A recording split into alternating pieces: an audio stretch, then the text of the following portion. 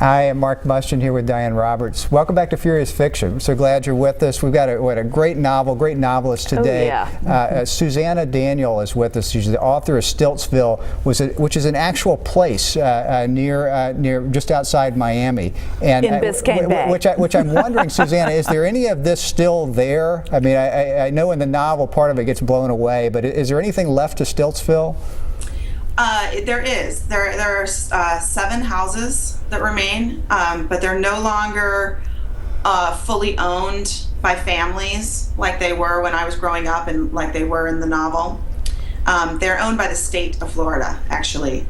And so people can go out there for parties. But you can't really live in them like you used to in days gone by. Right. Well, I wanted to tell you that I really like the novel, and I wasn't prepared to like it. I don't really know why. And the first part of it, first third of it, I kept thinking, well, I'm waiting for something to happen. And then finally, I realized that that's sort of by design. There really is something happening, but you kind of got to go with the whole flow of the book. And so it's very subtle and very well done.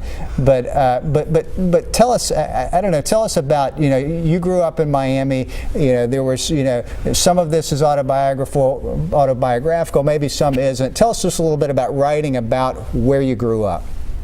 Well, it's funny, I started the book 10 years ago. So I was significantly younger than I am now. But you're still so young. You're a mere pup. It's unbelievable. Well, let's just say that I was in my mid-20s when I started the book, and I am no longer that age. Mm-hmm. But I'm so glad that I wrote it. I mean, of course, for so many reasons, but one of the reasons is because I feel like I kind of got down memories of that place where I grew up that might have been lost to me otherwise. I sort of feel like I've written a bit of a marriage memoir, a fictional marriage memoir, but then also a biography of a real place. And it's such a great metaphor, too, the houses on stilts. I mean, it's a great metaphor for Florida. Were you thinking about capturing and, as you say, remembering a part of Florida that's almost gone? Yes, definitely. And then I also think it's, I think Stiltsville is a great metaphor for marriage in general. This idea that, Stiltsville was described once as spindly, and I always remembered that because it was so dead wrong. Stiltsville was very strong. Stiltsville survived tons of hurricanes before half of it was wiped out by Andrew.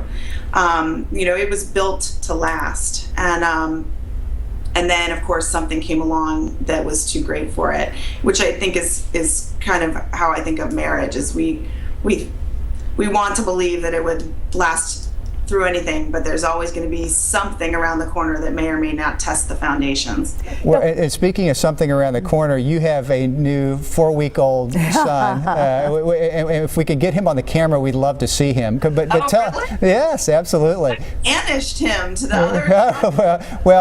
If he's available, we'd love to see him. But anyway, if he's napping, that's okay. That's right. Yeah, don't wake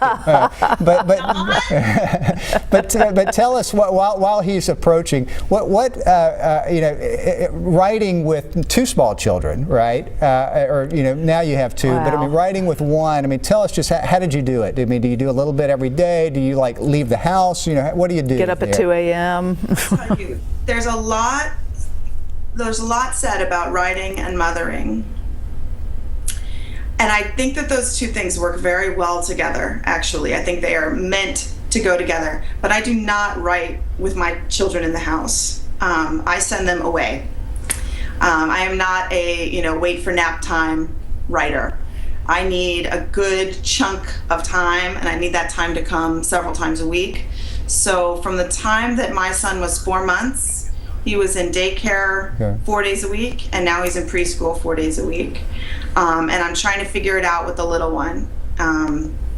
They sleep more at this age, so you get a little more done. But I have a deadline. I have a deadline for revisions of my second novel. Oh, tell us about the second novel, tell very us briefly. What's coming, because we're going to have to wrap up in just a second. Sure. It's called Sea Creatures, and it's about a family in South Florida. Stiltsville is featured prominently, actually, and a few. But not a sequel or anything like that. It's just related then. It's barely related. There's a character in Stiltsville, the novel, the Hermit, who's mentioned just a few times, and he is the main character. Fantastic. We're going to look forward. Tell us the title real quick, and then we'll have to slip away here. It's Sea Creatures. Sea Creatures. Okay. Well, Thanks so much. Thanks so much. Thank for you, Susanna. Susanna Daniel. She's the author of Stiltsville. She's the author of Sea Creatures, which will be coming next year. I'm Mark Mustian with Diane Roberts. Thanks for being with us, and we'll see you next time on Bye-bye. Furious Fiction.